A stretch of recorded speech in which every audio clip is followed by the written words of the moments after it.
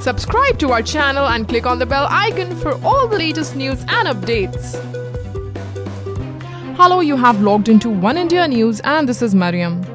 The Delhi High Court on Tuesday reserved its order on the anticipatory bail plea of Honeypreet Insan, who is wanted by the Haryana police in connection with incidents of violence following conviction of the Dera Sacha Sauda chief, saying that the easiest way out for her would be to surrender.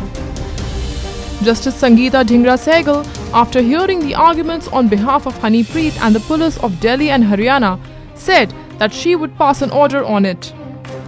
Honeypreet has been on the run since the conviction of Ram Rahim in 2 rape cases. She is facing a case of sedition for allegedly inciting violence in Haryana after the Dera chief's conviction. Transit anticipatory bail plea is meant to seek protection against arrest during transit. In this case, Honeypreet is seeking bail for her transit from Delhi to Haryana to join investigation in the sedition case.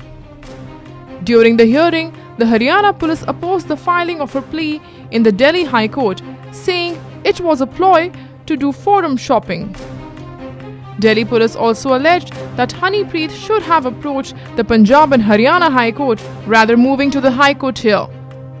The police of Delhi and Haryana opposed her plea for anticipatory bail for 3 weeks on the ground that the court of competent jurisdiction would be in Haryana. The lawyer for Honeypreet contended that her life was in danger in Haryana and that is why she has moved to the Delhi High Court seeking protection from arrest. The lawyer said that she will join the probe if she is protected.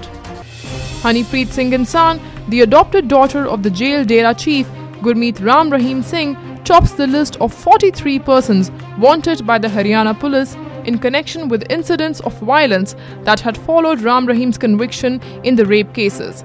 That's all for now. For more news and updates, please subscribe to One India News.